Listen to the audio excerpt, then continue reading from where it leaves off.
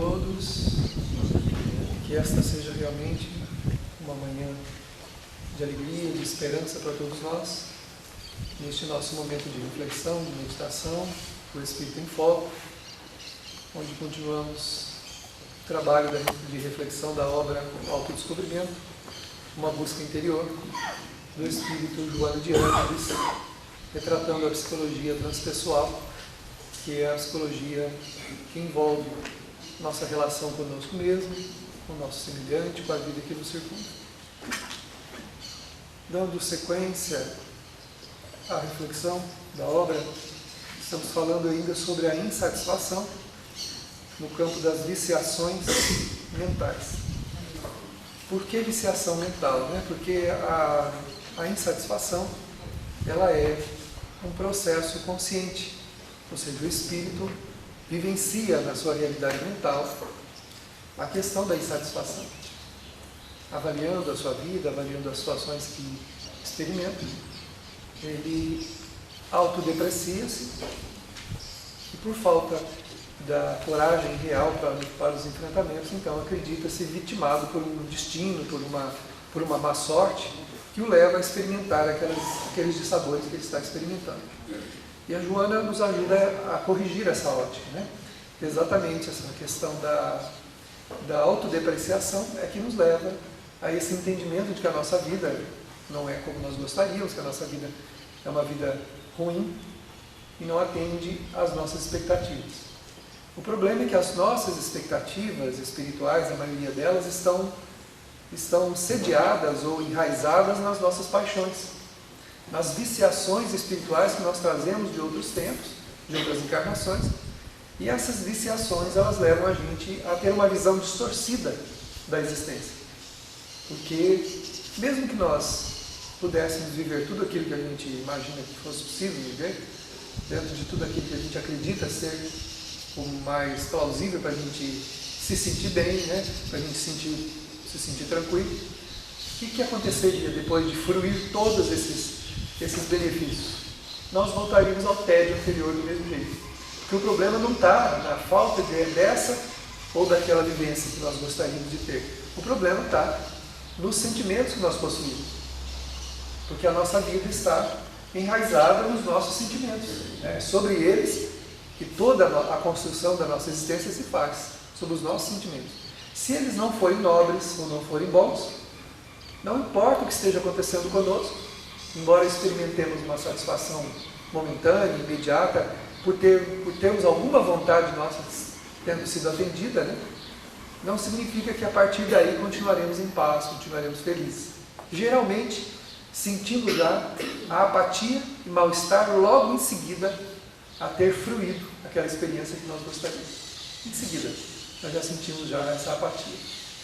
Porque o que nos dá essa tranquilidade, o que nos dá essa serenidade de alma, o que nos dá essa leveza espiritual, é o sentimento, é a nobreza do sentimento, a grandeza de alma, que faz com que a gente se molde, adeque-se à vida com tranquilidade, aproveitando a experiência, seja ela qual for, como um desafio de crescimento, e não como alguma coisa que tende a nos humilhar ou fazer com que a gente sofra diante daquilo que a gente não gostaria de estar vivendo. Porque nós acreditamos que a vida é obra do acaso, A gente acha que nós estamos aqui na existência, as coisas vão acontecendo, um fato após o outro, como se fosse o acaso. Então, a gente já se vê, vitimado por uma má sorte. Bom, eu não tive sorte, A gente fala assim, não tive sorte na vida não, desde que eu nasci as coisas deram sempre tudo errado. Não é verdade, porque o fato de já ter nascido é porque alguma coisa deu certo. Se tivesse dado tudo errado, ele não teria nem nascido. Porque vir para a Terra é uma experiência profundamente enriquecedora para o espírito. É de uma grandeza inestimável. Poder reencarnar é de uma grandeza incompreensível para as nossas realidades ainda limitadas. Só o fato de a gente ter conseguido nascer já é uma grande vitória. Tudo deu certo. Não tudo deu errado. Tudo deu certo. Agora, as experiências que nós enfrentaríamos aqui, as pessoas com quem nós conviveríamos e as dificuldades e os desafios que nós enfrentaríamos estavam planificados. Claro que não nos seus detalhes, Porque as pessoas têm livre-arbítrio e nós também temos nossas escolhas. Mas a espinha dorsal da nossa vida, ela não é obra do acaso. Nós sabemos quem somos, sabemos o que trazemos, embora não nos recordemos disso. Então, sabendo disso, o que a gente fez? Nós fizemos uma planificação que iria atender a nossa necessidade, porque se nós pedíssemos uma vida diferente da vida que a gente tem, essa vida não nos serviria para nada, ou pouco serviria, porque ela não nos ajudaria a desenvolver os sentimentos que nós precisamos e nem resolver as problemáticas que nós trazemos amontoadas já de várias vidas pedindo solução. Há coisas que a gente vem adiando há muito tempo para resolver. E tem coisas, meus irmãos, que só um grande enfrentamento pode liberar o espírito daquela mágoa, daquela dor, daquele sofrimento que ele vem trazendo a várias vidas. E isso, quando a gente lê as obras, principalmente a obra de André Luiz, nós vamos perceber que os espíritos chegam um momento em que eles pedem para resolver situações que ficaram sendo proteladas ou que ficaram aguardando o tempo propício para serem resolvidas. Enquanto a gente não se der conta disso, nós vamos então olhar para a nossa vida com um olhar pessimista, entendendo desafios como desarranjos, como coisas ruins que estão nos tirando a paz. Na verdade, esses desafios estão devolvendo a nossa paz, porque estão resolvendo os problemas que nós criamos. Alguém que tem uma dívida, uma grande soma, e precisa pagar essa dívida, que não consegue dormir à noite, né? Pelo menos quem tem consciência, né? Tem aqueles que dormem tranquilamente, que estão anestesiados, e falam, bom, quem tem que receber de mim, o problema é dele, né? Tem gente que tem esse pensamento, né? Mas se a gente tiver um pensamento razoável em relação à dignidade pessoal, nós vamos fazer o quê? A gente quer pagar aquela conta, quer pagar aquela dívida. Então a pessoa não dorme, ela fica aflita. E na iminência de fazer um grande esforço em pagar a dívida, ele fala, eu faço. Para me ver livre desse sufoco, desse sofrimento, dessa amargura, eu aceito essa experiência para poder resgatar o meu débito. E quando a gente faz isso, o que acontece depois? Ficamos aliviados. E aí a gente fala, agora eu posso recomeçar tranquilo. Agora eu posso andar por aí de cabeça erguida, eu posso fazer isso, posso fazer aquilo. Coisa que antes, mesmo que ninguém nos pedisse nada, a gente fica constrangido diante das pessoas, diante das coisas, né? A gente fica nesse constrangimento muito grande. Então, nós viemos à Terra nessa condição de espíritos que tomaram ciência da sua necessidade, reencarnaram com uma planificação para a resolução desses problemas. Agora, com quem nós teremos que contar nessa caminhada? Em primeiro lugar, com quem? Conosco mesmo. Em primeiro lugar, temos que contar conosco mesmo. Não temos com quem contar em primeiro plano, porque são os nossos sentimentos que vão ser colocados em exercício. É a nossa realidade emocional que será colocada em teste. É a nossa intimidade que vai fazer o enfrentamento, por mais que alguém nos ajude, por mais que nós tenhamos amores ao nosso lado, que façam as nossas vontades, que indiquem os caminhos, que praticamente deem tudo na nossa mão. Nós temos que fazer. Não há outra alternativa. Somos nós que temos que fazer esse enfrentamento. Então, em primeiro lugar, contamos conosco mesmo. Agora, nós não temos a estrutura devida, né, própria para esses enfrentamentos, mas teremos que enfrentar mesmo assim. São desafios. Desafios que vão pedindo de nós um esforço muito grande. Uma participação e não uma fuga, que é a insatisfação. A insatisfação é uma fuga, é um desejo da gente se evadir, né, sair dos campos de enfrentamentos e encontrar talvez uma solução mágica. Nós podemos exteriormente até encontrar. Se eu venho com uma experiência familiar de ter um filho complicado, vamos supor aí uma condição assim, em que eu tenho que educar esse filho vai me trazer grandes dificuldades, porque é um espírito rebelde, que traz lá seus grandes problemas também. Se eu transferir a educação desse filho para uma outra pessoa, eu posso fazer? Posso até fazer. Posso entregá-lo para que alguém cuide, para que outra pessoa... Mas o meu problema terá ficado resolvido? Não. Porque a minha experiência com ele vai ficar adiada. Agora, eu posso pedir ajuda, outros poderão me auxiliar, mas o enfrentamento é meu. A experiência emocional é minha. Porque existe aí um componente espiritual que precisa ser considerado, que é a minha relação com aquele espírito. E isso é intransferível. Não se transfere responsabilidade existencial para cá ou para lá, né? Então, a gente está sempre tentando, né? Quando nós temos uma crise de insatisfação, nós estamos querendo dizer o quê? Ó, Senhor, dá um jeito aí, resolve minha vida para mim, né? E algumas religiões até pregam isso, né?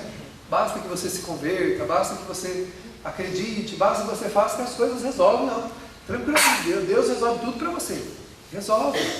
Deus tanto resolve que Ele já nos deu a oportunidade para resolver, concedeu-nos a existência com tudo que é de melhor nela, para que a gente consiga resolver. Agora, é claro que nós não podemos responder pelo sentimento do outro, por mais que você faça, por mais que você se dedique, por mais amor que você dê. Nós trazemos complicações emocionais para esses espíritos. É provável que alguma coisa não saia como nós gostaríamos, porque depende dele também. Mas a nossa parte, contando conosco mesmo, nós precisamos fazer, que é o enfrentamento, é a dedicação e, se possível, não desistir dela. Que é isso que vai nos dar o quê? Novamente, resistência moral para esse crescimento que nós temos que fazer. Uma etapa vencida na existência de um espírito traz uma grandeza de alma incomensurável e uma força muito grande para outros enfrentamentos maiores, de maneira que aqueles enfrentados anteriormente passam a ser então enfrentamentos simples, sem grandes complicações. Então a Joana vai nos esclarecendo, né, que a autodepreciação é fator preponderante para a infelicidade pessoal. Então é quando a gente, diante dos enfrentamentos, fala: está vendo? Olha, eu sou uma porcaria mesmo, nada dá certo para mim, a vida, para todo mundo dá tudo certo, para mim dá tudo errado. É um erro de ótica, é um erro de ótica profundamente distorcido mesmo, é uma visão distorcida profunda da visão, não é isso não, né? A autodepreciação faz com que o espírito olhe para si de uma maneira negativa, e isso fundamenta o quê? A infelicidade. Fundamenta a infelicidade, porque nós teremos que contar conosco mesmo nessa caminhada, em primeiro plano, claro, somos auxiliados por uma infinidade de recursos, pessoas, espíritos, por Deus, mas em primeiro lugar temos que contar conosco, com o nosso esforço. Então a autodepreciação é um fator preponderante para a infelicidade pessoal e para o relacionamento com outras pessoas, em razão do desrespeito que a pessoa tem a si mesma. Porque quem se autodeprecia não consegue, está implementando em si mesmo o autodesrespeito, está se desrespeitando. Porque somos seres divinos, somos seres eternos, com potencial divino. E o Livro dos Espíritos diz que alguns das dificuldades, principalmente as dificuldades morais que nós enfrentamos na vida, bastaria de nós um pequeno esforço e nós venceríamos elas. Então, para muitas das coisas que nós achamos que aí é uma barreira intransponível, que é uma coisa muito grande, na verdade é um pequeno esforço que nós faríamos ali, naquela direção, e a gente conseguiria vencer. A gente conseguiria passar por aquela experiência sem grandes problemas. E o desfecho pode ser completamente diferente do que aquele que a gente imagina, né? Porque a gente sempre acha que está no controle de tudo, né? Vou controlar tudo, né? As coisas vão sair como eu quero, mas quando esse controle, ele envolve a presença de uma outra pessoa, nós não temos controle algum, porque as pessoas têm livre-arbítrio, e elas vão fazer da vida delas o que elas acharem que é o melhor. E nós não vamos conseguir controlar isso. Agora, subestimando-nos, né, nós supervalorizamos os outros e nos colocamos sempre abaixo, fazendo confrontos entre si e os demais de forma inadequada. Ou projeta a sua sombra acreditando que todos são iguais. Como a gente não gosta de si mesmo, a gente olha para o mundo e tem essa visão de todo mundo também. Como eu não consigo ser muito honesto com os meus sentimentos, o que eu falo? Ninguém é honesto. Ninguém é honesto. Então tem uma visão, aquela visão distorcida, né? Dizendo, tem uma experiência ruim com uma pessoa, ninguém mais presta. Né? Homem nenhum presta, mulher nenhum presta, situação nenhuma, não existe amigo. Né? Então a gente entra nesses quadros de generalização da negatividade, que na verdade estamos agasalhando no coração como uma coisa normal. Até prova em contrário, ninguém vale nada. É um engano muito grande esse. É um engano. Né? Até prova em contrário, cada um é o que é. E a Joana diz numa outra obra dela, do ser humano nós podemos esperar qualquer coisa. Qualquer coisa pode vir das pessoas. E nós não podemos controlar. Mas o que a gente pode controlar? Pelo menos até o nível que nos é consciente. O que vem de nós. Nós podemos controlar. Nós podemos, as ações, ou aquilo que já é consciente na nossa vida, nós podemos controlar. Nós podemos dar um direcionamento, mas não podemos controlar o outro. Né? Nós não podemos esquecer que as coisas não estão entregues ao acaso.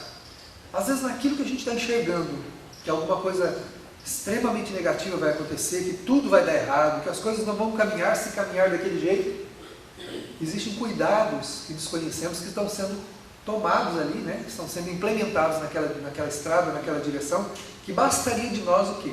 O nosso esforço em fazer a nossa parte bem feita. Então, quando nós contamos conosco, nós precisamos fazer pela nossa vida a nossa parte.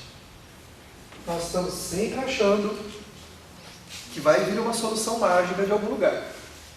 Mas o que nos pedem as entidades venerandas, nos ensinamentos não só da Joana, mas de toda a obra da doutrina? Que nós façamos a nossa parte. Na nossa existência nós viemos à Terra para fazer a nossa parte. Não é para conduzir a vida de ninguém, não é para transformar ninguém, não é para modificar ninguém, não é para elevar espiritualmente ninguém. Ninguém tem esse poder, mas fazer a nossa parte, isso a gente pode, para melhorar a nossa vida. Porque nos melhorando, a visão que nós passamos a ter da existência é outra. Alguns dos dissabores que a gente enfrenta só de observar, porque o nosso sentimento ainda não é um sentimento enobrecido, o reflexo das coisas sobre nós ainda traz-nos amargura, traz-nos decepções, traz-nos consequências gravíssimas por não termos o sentimento ainda e o pensamento orientado para onde temos que fazer. Então, se nós conseguirmos fazer a nossa parte, dando o melhor de nós em qualquer campo que seja, seja na família, seja no trabalho, no círculo da amizade, na religiosidade, né? Se nós fizermos o melhor, mas por que nós controlamos os outros e as coisas? A gente quer controlar tudo que está à volta e se diz infeliz porque as coisas não andam como a gente quer. Porque eu estou querendo evadir-me de mim mesmo. Na verdade, não estou querendo olhar para mim mesmo para fazer a minha transformação. Porque em cada vivência que eu tenho que fazer, a única coisa que importa é que eu faça a minha parte. Mais nada. Né? A gente sempre comenta, eu ouvi da benfeitora uma vez, ela fez uma colocação sublime sobre a relação humana, casamento, amizade, qualquer coisa. É uma liteira. O que é uma liteira? Uma liteira é aquela casinha, né, que tem duas hastes, né, em que um sujeito pega de cá, o outro sujeito pega de lá, e vão carregar o outro que está aqui dentro. Né? Se um desses daqui colocar a parte dele no chão, o que acontece com o outro? Essa liteira vai para onde? Não vai para lugar nenhum.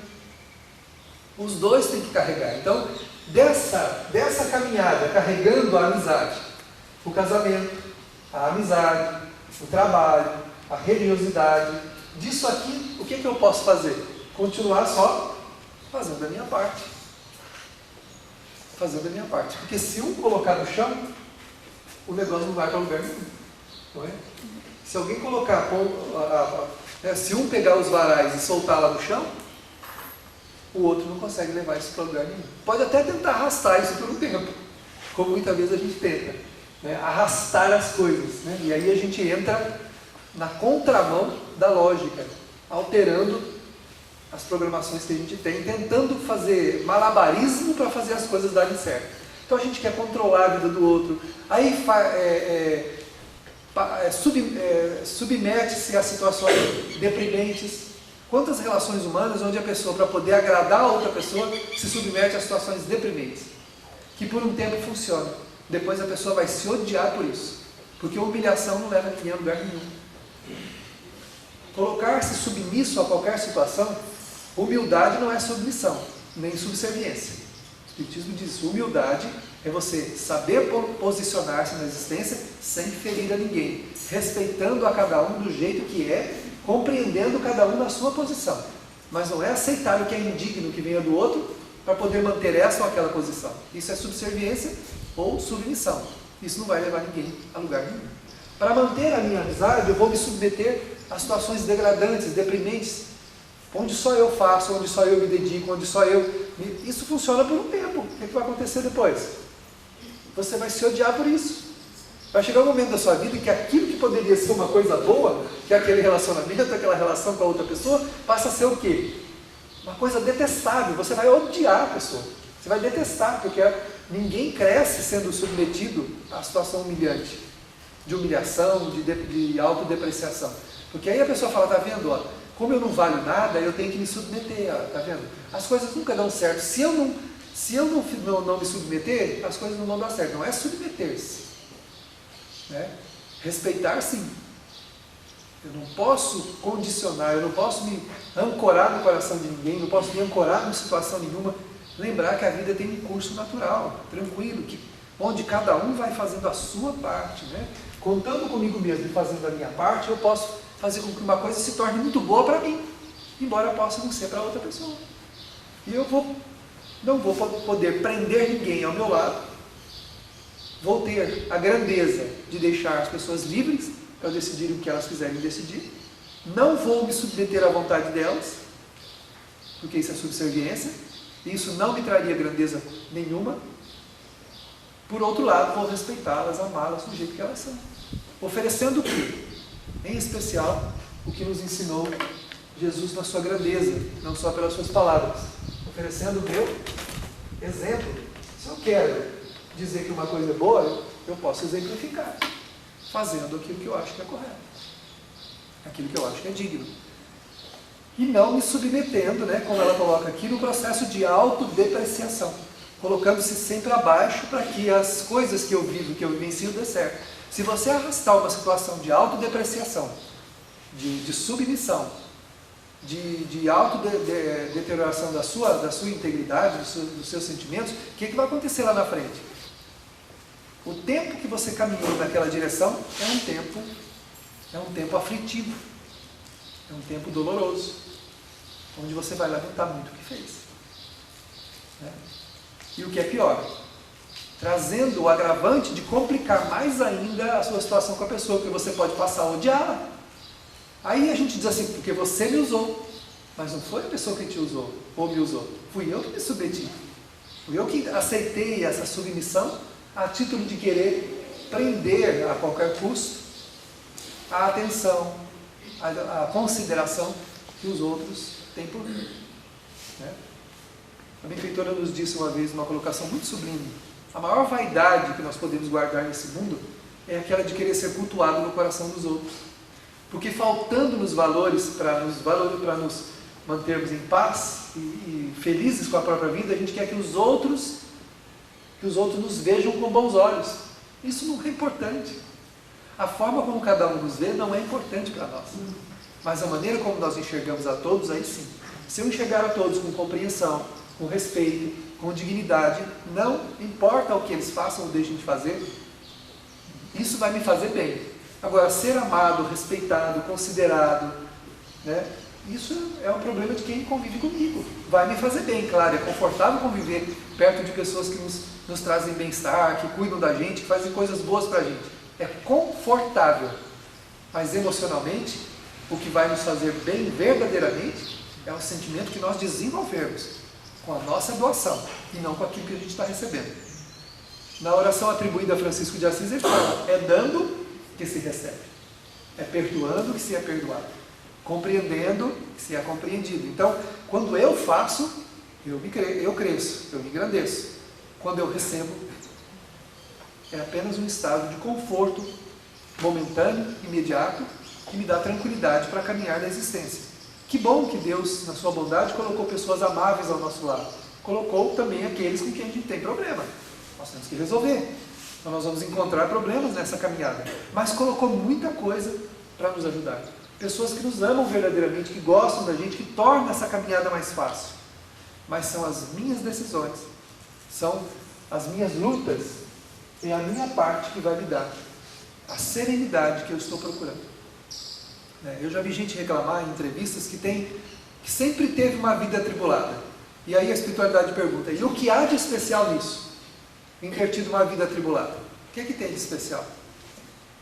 Em que a gente é diferente da humanidade inteira porque tem uma vida atribulada?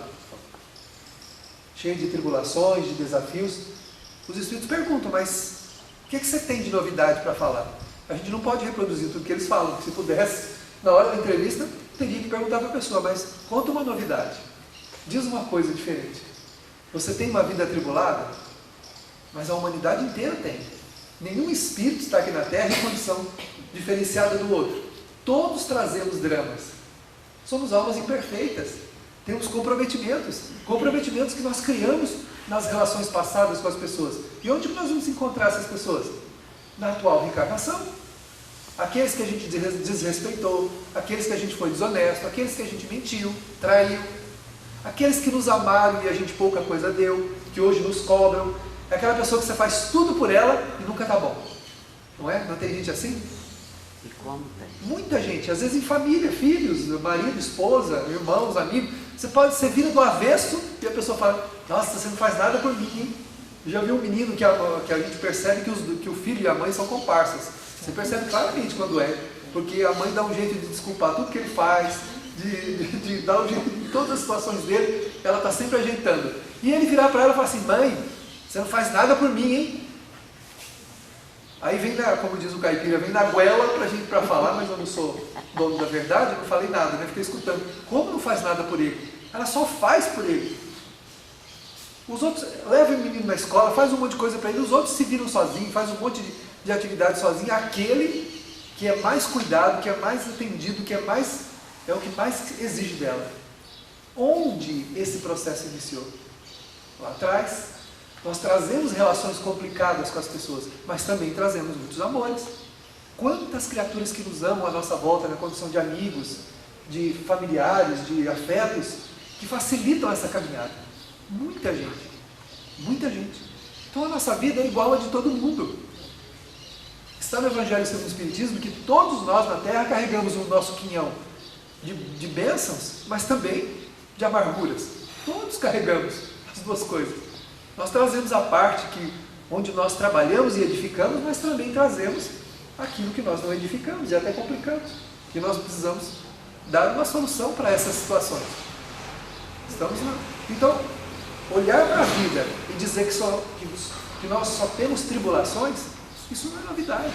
Enfrentamentos, nós os teremos. Nós temos sentimentos para superar. Temos relações humanas para harmonizar. Né? E aí outra coisa é a visão do fracasso, né? Quando a gente olha à volta e algumas coisas não caminharam como a gente queria, e até situações delicadas aconteceram, a gente se vê fracassado numa vida fracassada. Está errado. Por isso que nós temos que fazer o nosso melhor. Nós não podemos responder pelas decisões de ninguém, cada um vai caminhar como pode. Né? Entre aspas, fracassado seria aquele espírito que não fez nada por si mesmo, que não se mexeu, que não se moveu, que não trabalhou, que não cuidou, que não fez nada. Né? Me recordo de uma colocação da benfeitora, consolando uma mãezinha que estava ali no salão, um dia que nós estávamos ali, na hora da sopa, o filho desacatou a mãe, foi embora e ela, né, sem nem um dentinho na boca, coitada. Já com o tempo passando, né, a cabecinha branca, o rostinho já sulcado aí pelo tempo, né, ela, numa situação, ela disse assim, eu acho que eu fui ela disse assim, eu acho que eu não ensinei nada para esse menino. Mas desde que ele nasceu, a única coisa que eu faço é cuidar dele, é tentar colocar ele no bom caminho. E agora ele está aí, envolvido com más companhias, e ainda me desacata, fala essas coisas. Eu devo ser uma péssima mãe. A benfeitora, em socorro ao sentimento dela, disse, não, minha filha. Por pior que seja a visão que uma mãe tenha da educação do seu filho, cada um dá o que tem. Cada um dá o que pode. Eu tenho certeza que ela fez o melhor que ela podia, o melhor que ela entendia. E ele merecia uma outra mãe, uma outra vida. Se merecesse, teria nascido em outro lugar. Ele tinha comprometimentos com ela e ela com ele também. Né? Eu vejo muita gente quando perde um familiar, né, entre aspas, né, ninguém perde ninguém, mas a gente perde de vista, né? Ou seja, a pessoa desencarna, você perde ela de vista. Então o espírito vai para o outro lado e a pessoa lamenta, fala, eu podia ter feito isso, eu podia ter feito aquilo, eu podia ter dado mais coisa. Gente, cada um de nós faz o que pode. Dentro do contato com o outro, a vida suscita decisões e caminhos, direcionamentos, e a gente dá o que tem.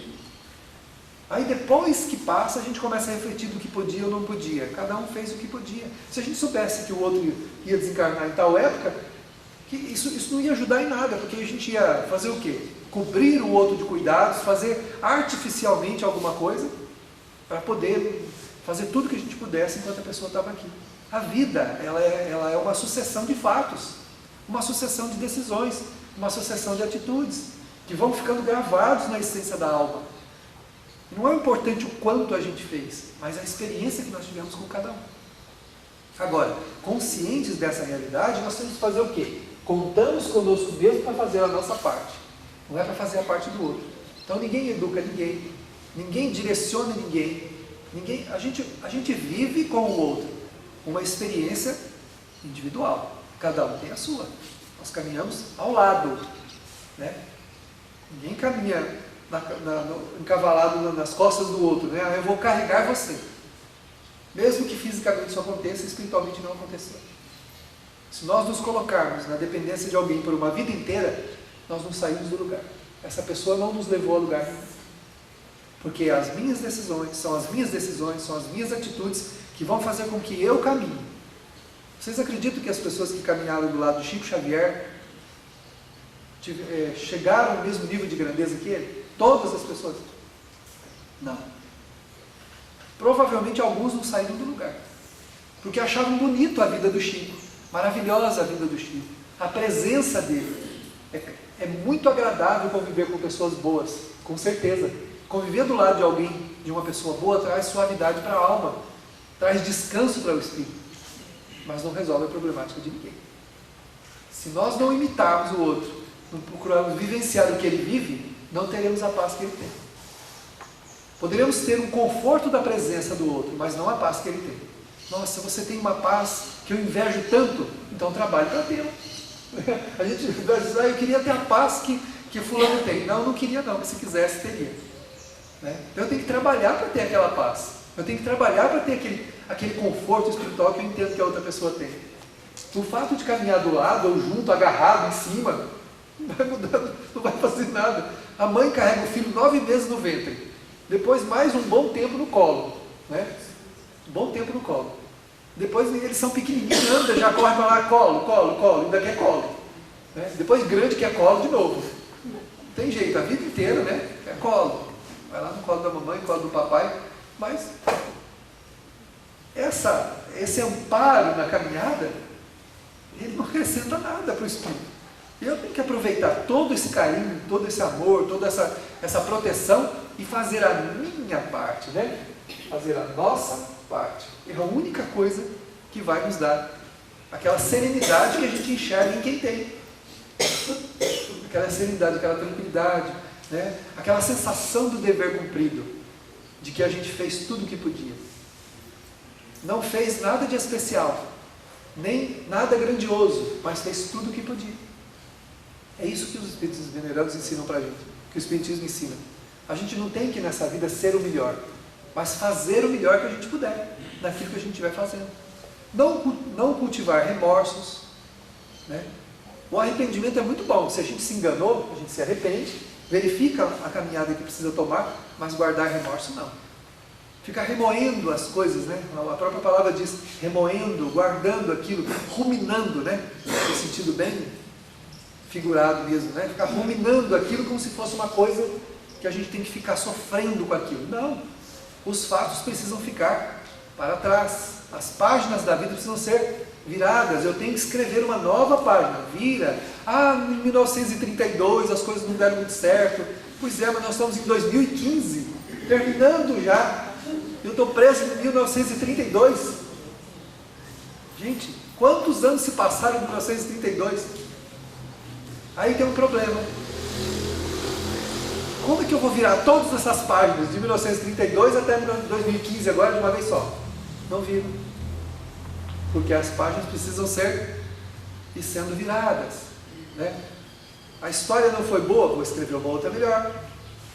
Avalio a minha caminhada e vou escrever uma outra melhor. A autodepreciação não vai me levar a nada, nem com relação aos meus atos e nem em relação à minha própria vida, dizendo que eu nasci sobre uma má sorte, que a sorte não está comigo, que as coisas não dão certo. Essa visão é uma visão de autodepreciação. Muito própria, segundo os Espíritos, não sou eu que estou falando, de quem não quer fazer nada por si mesmo, de quem não quer mudar a própria vida. Então é mais fácil eu transferir para as coisas, para a vida, para Deus, para alguma coisa, a responsabilidade do que está me acontecendo. Sendo que tudo o que eu estou vivendo é o que eu escrevi para mim mesmo até hoje. Eu escrevi esse roteiro que agora eu estou seguindo.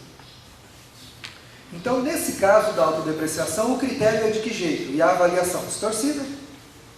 Completamente distorcida. E aí, o que acontece conosco, né, quando a gente avalia as coisas e percebe que não vão indo muito bem, eu tenho que fazer alguma coisa.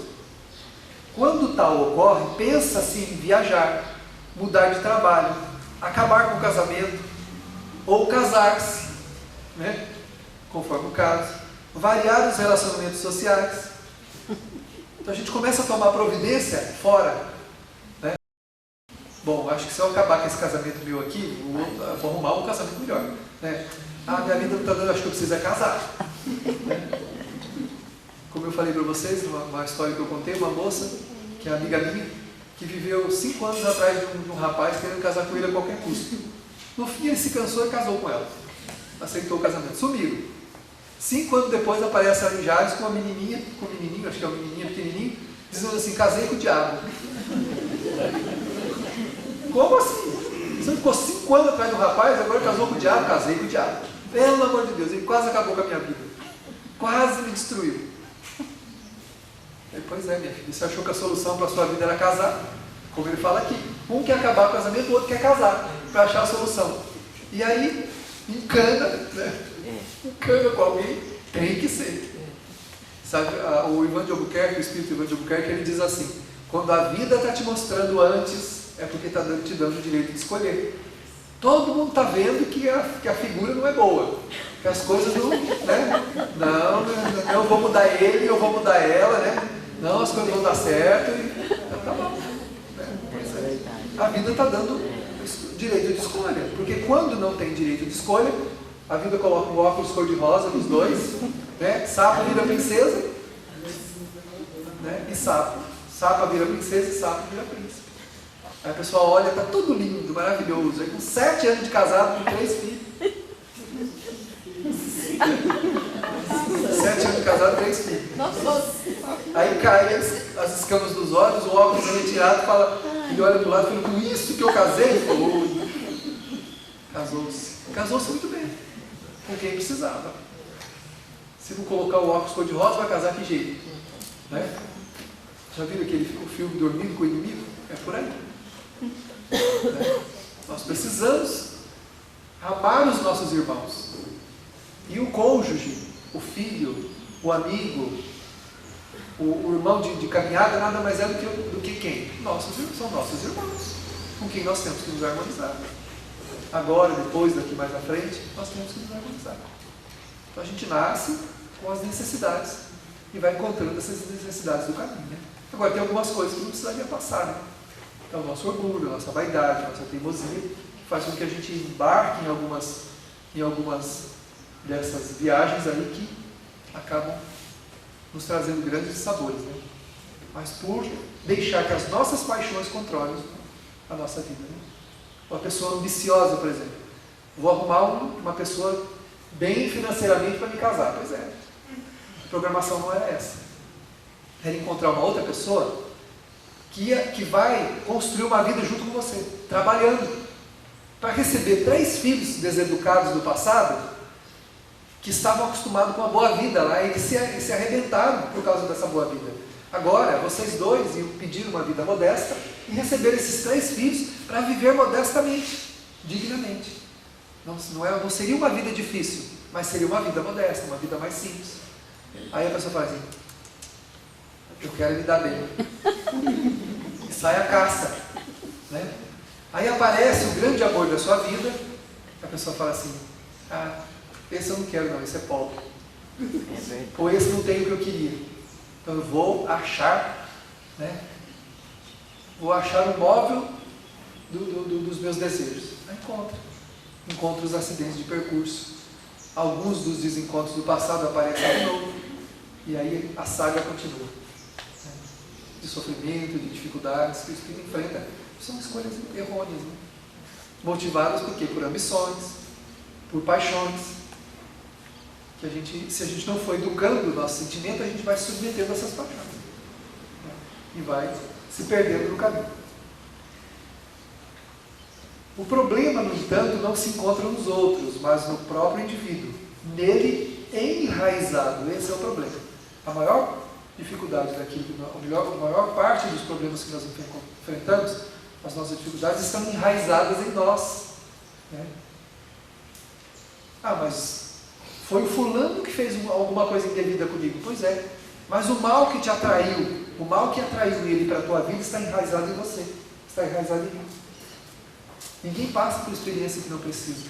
Então, se eu atrair uma experiência dolorosa para mim, é porque a raiz daquela experiência está na minha própria alma. Porque nós não passamos por nada que não temos que passar. A não ser quando fazemos escolhas pelas nossas paixões. É o que eu disse. Quando eu saio por aí de uma maneira errônea e deixo que as minhas paixões tomem conta da minha vida, aí eu posso passar por alguma coisa que realmente não estava programada, que é efeito das minhas paixões. Mas tudo aquilo que eu estou vivendo está enraizado em mim, na minha própria natureza. Claramente possui uma autoimagem correta, feita de autopiedade, com autopunição, que se transforma numa lente defeituosa que altera a visão do mundo e das outras criaturas. Então a autopiedade traz a autopunição, né? É o coitadinho de mim. Aquelas onde a gente então, quando a vida não é o que nós gostaríamos, ao invés da gente continuar trabalhando, caminhando, fazendo o melhor que a gente pode pela nossa própria vida, a gente começa a entrar na autopiedade.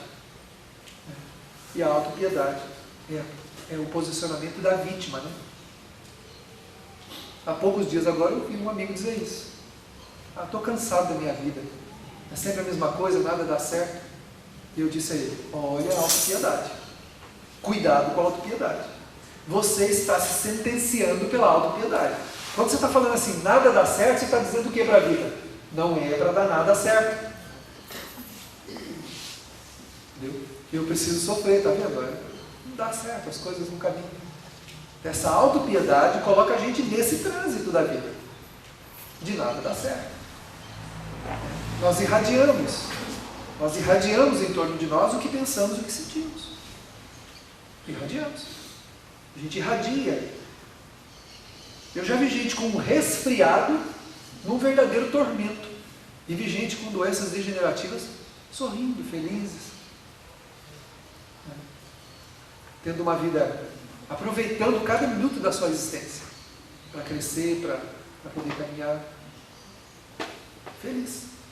Sem o processo da autodepreciação. Sem o processo da vítima, da vitimização. Que é uma das piores coisas que a gente pode se colocar nesse mundo. Nós não somos vítimas de nada. Ou então, Deus não existe e a lei divina é um grande engodo. Né? Jesus disse que não só Deus existe, como Ele é bom e é justo. Se Ele é bom e Ele é justo, o que está acontecendo então? Por que eu estou passando por essa experiência? Porque ela é necessária. Está no roteiro da minha vida. Se eu procurar a resposta, não hoje, mas se eu procurar a resposta no tempo, eu vou perceber que ela está muito bem planificada nessa espinha dorsal da minha existência. Não existe acaso.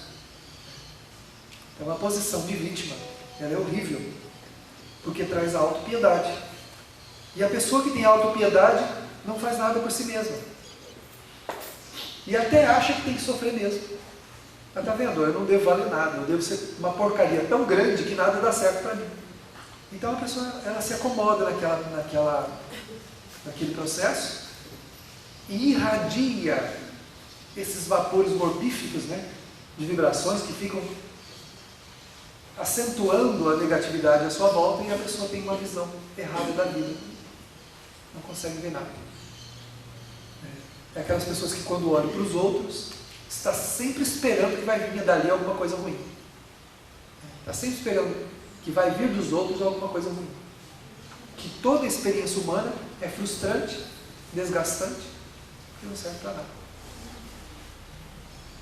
Muitos deles, que envelhecem assim, terminam a vida sozinhos, sem querer conviver com ninguém, escondidos, né?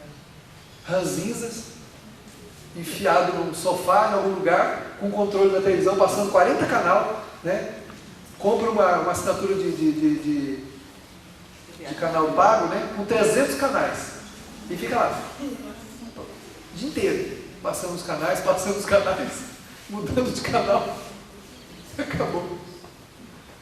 Fica lá socado no canto, não se relaciona com ninguém, porque não acredita em nada, perdeu completamente o senso de necessidade de conviver, que é o que mais dignifica a pessoa. Se nós pegarmos as pessoas boas da humanidade, eles envelheceram servindo o semelhante, trabalhando no bem e adquirindo olhos cada vez mais aguçados, perceptivos, não para ver a negatividade de ninguém, mas para ver o que há de bom nas pessoas, ou ver as suas necessidades para fazer alguma coisa. Porque aquele que faz é feliz. Aquele que só quer receber, ele vai entrando num processo de enclausuramento, né? Como alguém que se internasse numa clausura e vai se recusando a ver o sol e não vai vendo mais nada. Vai se internando numa vida reclusa, numa vida escondida, numa vida onde ele não tem contato com ninguém. É um sinal. Quando a gente perceber-se nesse pensamento, é bom a gente acordar para isso. Porque as pessoas boas da humanidade que nós conhecemos, todas elas, se vocês observarem, são pessoas que estão sempre fazendo alguma coisa pelo semelhante. E têm uma visão boa e otimista de tudo e de todos. E quando você vai falar de um defeito de alguém, de uma pessoa dessa, ela sempre tem uma desculpa. Ah não, mas é porque aconteceu isso, ah, mas é porque aconteceu aquilo, ah, mas é que é por isso, ah, mas é que é por aquilo. A pessoa tem sempre uma desculpa plausível que ameniza, que diminui a negatividade que aquela outra pessoa irradia, porque essa negatividade é um problema da pessoa, não é um problema nosso. Nós não dependemos do que vem do outro para a gente ser feliz, para a gente viver bem, ter uma visão otimista da vida. Apesar das coisas que a gente vivencia, nós podemos ter uma visão boa da vida, fazendo a nossa parte. O que me cabe fazer? É o que o Chico perguntava. Chico, você tem medo da morte? Não. Como é que você se sente? Como um carteiro que entregou a correspondência e está aqui agora perguntando para o senhor: o que o senhor quer que eu faça? Eu entreguei a correspondência. Estou aqui agora perguntando para o meu senhor: o que o senhor quer que eu faça? Nós temos que fazer isso todo dia. Entregar as nossas correspondências aos nossos irmãos, ou seja, dando o nosso melhor. E depois perguntando a Deus: e agora, Senhor? E não consta que o Chico teve depressão, não consta que o Chico teve tristezas, né? No sentido de deixar se amargurar pela existência, coisa que muitas vezes acontece conosco. Por quê? Porque o Chico fazia o melhor que ele podia pelos outros. E ao contrário de se internar numa reclusão, num lugar onde ele não tivesse contato com ninguém, né? Pelas decepções que ele foi enfrentando pelo caminho, que não foram poucas, foram muitas, muito maiores do que muitas do que nós reclamamos, né? Meu filho não me reconhece, meu marido não me nota, minha esposa não sei o quê, no meu trabalho não sei o que lá, na minha amizade. Nós sempre temos uma visão horrível e pessimista do que vem dos outros. Mas não consta que o Chico reclamou de ninguém. Ao contrário, ele fez tudo o que ele pôde. E foi isso que o tornou feliz. Foi isso que fez com que ele desencarnasse em paz. Pegarmos os outros também, que a gente vê, de menor ou maior expressão, nós vamos verificar essa postura. É a postura de fazer a nossa parte. Fazer a nossa parte. Para onde a gente se transferir, fugindo, nós nos levamos conosco mesmo. E nos reencontramos lá. Assim que a gente acostuma com a novidade, volta tudo ao mesmo lugar. A gente muda de lugar, né? Preciso mudar de cidade, vou embora. Tá bom. Acostumou-se com o lugar, caiu na rotina, nós nos encontramos um belo dia, estamos andando e nos encontramos conosco mesmo outra vez. E aí, como é que você está? Do mesmo jeito.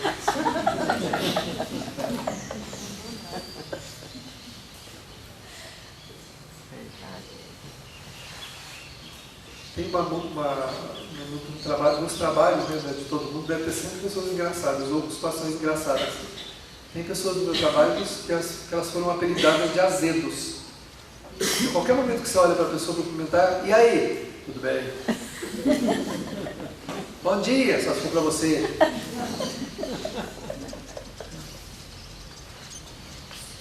Vai perguntar alguma coisa, o que você quer? Já desarma na hora. Te desarma, né? Não tem jeito, não tem acordo. Né? Então não há o que fazer. Se nós adotamos um posicionamento desse de vida, o que é que nós vamos criando para a nossa própria existência? E Deus não tem pena não, viu? A gente faz isso aí se rebelando, né? Eu vou ser bem ruim para Deus perceber que a minha vida é uma porcaria, que Ele sabe fazer uma coisa por mim. Olha, se tem uma coisa que Deus não tem de nós é dó. Deus não tem dó de ninguém. Ele tem uma coisa muito melhor que isso, chamado amor. E por amor, Ele permite que nós passemos pelas experiências que a gente passa. Ele permite. Deus não castiga ninguém. Deus não deu essa vida que a gente tem para ninguém, nenhum de nós. Ah, Deus me deu essa vida, né? Fazer o quê? Eu vou fazer a vontade dele, né? Engano seu. Essa vida que você tem, Deus nos criou. Mas a existência que nós estamos vivenciando não foi Ele que deu, não. Foi escolhida por nós.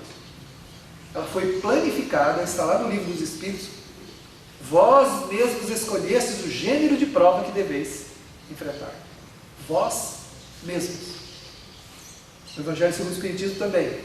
As tribulações da vida só são impostas para os espíritos muito endurecidos ou muito ignorantes. Mas são aceitas e escolhidas pelos espíritos arrependidos, que querem reparar o mal e fazer o bem. Nós estamos em qual? Na segunda conceituação. Porque não somos espíritos ignorantes. Todos nós que estamos aqui, e grande parte da humanidade, sabemos muito bem o que fazemos. Nós não somos os primeiros casos. Dos tão ignorantes assim que não sabem nem para onde anda. Não é assim. Nós sabemos. Então somos os arrependidos. Que pedimos as provas que a gente tem para acertar os débitos. E crescer também. Pedimos as experiências que a gente tem para poder educar o sentimento. Muitas vezes o que nos falta é exatamente aquilo que vai nos dar. O mal é um remédio, em grande parte das vezes. Está lá no Evangelho segundo o Espiritismo. O mal e o remédio. Às vezes aquela privação, aquela dificuldade que nós estamos enfrentando é o agente do nosso crescimento, é o remédio que está curando as chagas da nossa alma, porque a gente não vai ser feliz com a ferida aberta. Alguém veste um sapato tranquilo com um machucado no pé? Geralmente vai com um pé vai para o sapato, o outro vai para o chinelo, ou os dois de chinelo. Nossa, você está tão elegante vestido, vai de chinelo, né, meu filho? Dá uma olhada no pé aqui. A coisa está feia, não dá para pôr sapato. Quantos de nós nos vestimos elegantemente na existência, né? Nos cobrimos de sentimentos que a gente não tem, e o pé tem que botar chinelo porque não dá para botar o sapato, para ficar mais elegante. Tem que tratar a ferida primeiro. Então a gente, verificando existencialmente alguma coisa que desordena em nós, que a gente percebe que não nos dá a beleza que a gente queria ter espiritualmente, a gente fala, Senhor, me dá aquela prova. Eu tenho uma ferida para tratar lá. Me dá lá. Eu preciso daquela prova. Me dá aquela situação, me dá aquela pessoa, me dá aquela experiência, eu quero. Você que sabe. E a gente vem. Às vezes a gente melhora, às vezes supera e às vezes estaciona. E precisa de uma outra oportunidade.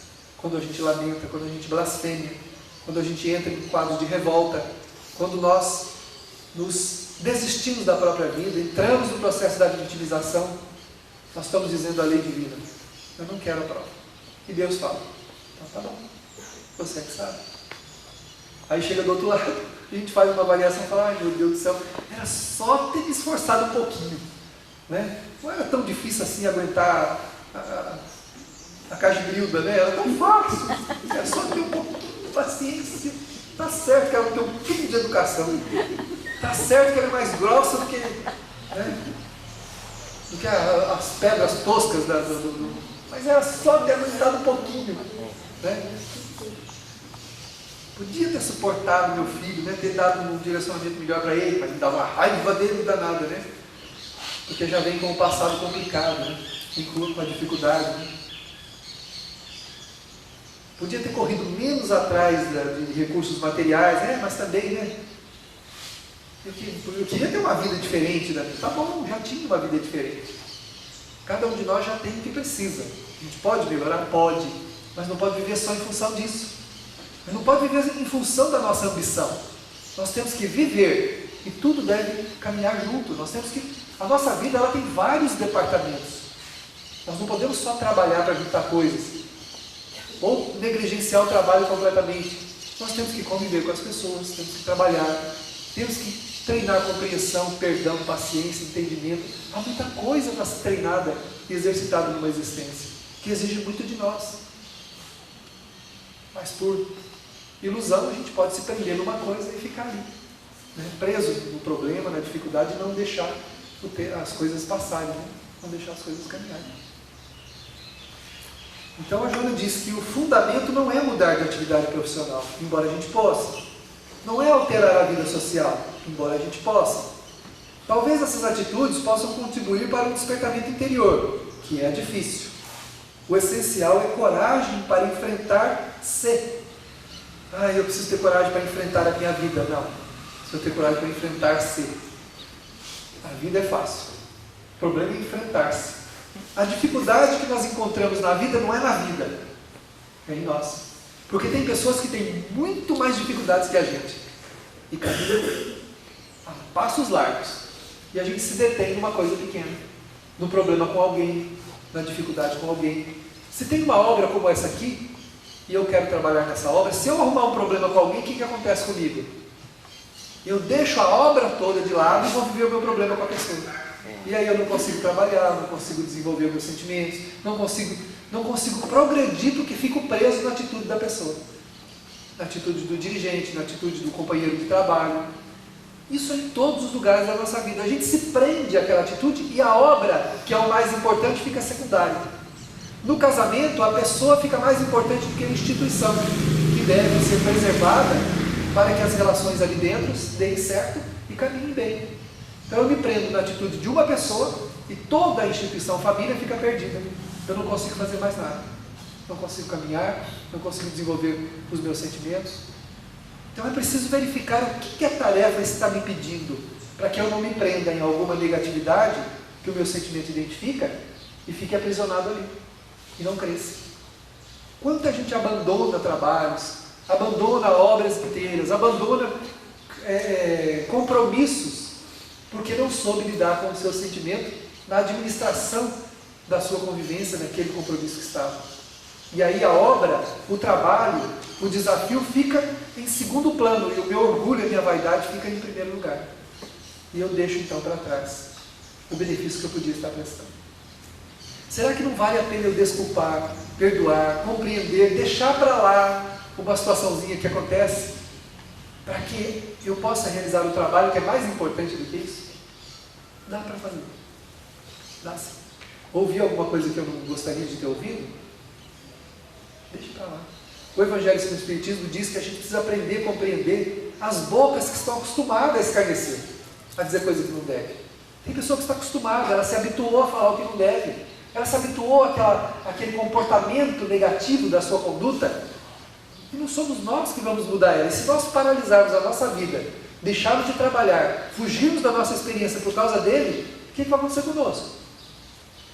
Nós não vamos conseguir usar isso do outro lado como desculpa para dizer que a gente não caminhou. Mas eu não fiz porque o fulano. Eu não quero saber, eu quero saber por que você não fez. Aí a gente vai, de tanto olhar para si mesmo, vai chegar à conclusão assim: eu não fiz porque eu sou orgulhoso. Eu não fiz porque o meu orgulho não deixou. Eu não fiz porque a minha vaidade não me permitiu. Eu não fiz porque a minha presunção de me achar melhor que os outros não me permitiu fazer. Então aí é a hora que nós entramos no processo da frustração. Né? Frustrados, como ela diz assim, a gente não vai conseguir caminhar porque o problema não é enfrentar os outros, não é enfrentar os problemas, é enfrentar-se, é lidar com quem se é. Esse é o mais difícil. Por isso é que nós temos que melhorar esse ser que somos, para que as coisas elas não vão perder a intensidade, o poder que elas têm sobre nós, principalmente o poder transformador, de nos moldar, de nos modificar. Mas somos nós que, mais fortes, conseguiremos fazer esses enfrentamentos com mais dignidade. Asseverou Jesus: Ouça aqueles que têm ouvido de ouvir e vejam aqueles que têm olhos de ver. Enxergar as coisas além das aparências é uma capacidade que nós iremos desenvolver com muito esforço e muita dedicação a si mesmo e aos seus sentimentos. Há uma luz nesta caminhada, e esta luz é a presença de Cristo, onde devemos, com todo esmero e dedicação, buscar focar a nossa atenção. Que o meio do Senhor, na sua bondade, nos permita ver o caminho de felicidade onde nos encontramos. É preciso ouvir na acústica da alma o convite. Se você está aflito e sobrecarregado, vinde a mim e eu te aliviarei. O alívio que o Senhor oferece não é retirar dos nossos ombros os nossos desafios, mas é entendermos a sua proposta transformadora de perdão, de paciência, de consideração, de esperança, de abnegação. Quando assim procedemos, nos fortalecemos frente às lutas, e elas que eram gigantescas se transformam em pálidos compromissos que podem ser tranquilamente atendidos um após o outro, na medida que somos desafiados. Que não nos iludamos, teremos desafios deste mundo. Jesus asseverou: no mundo tereis aflições. A terra é um mundo de provas e expiações, mas ela não o é por característica própria, mas pela nossa característica. Somos nós que imprimimos neste mundo a condição de expiação e provas.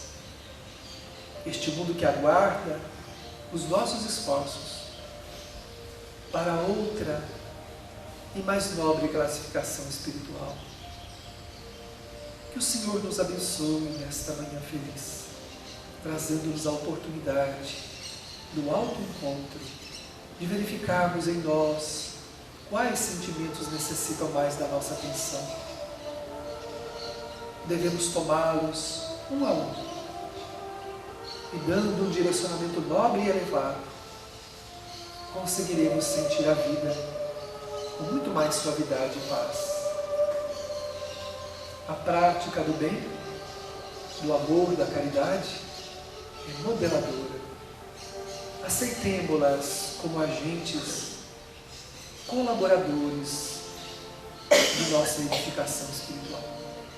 Quem auxilia os outros, auxilia em primeiro plano a si mesmo, enobrecendo-se, e na nobreza a felicidade se estabelece. Que o Senhor esteja conosco, agora e sempre, graças a Deus.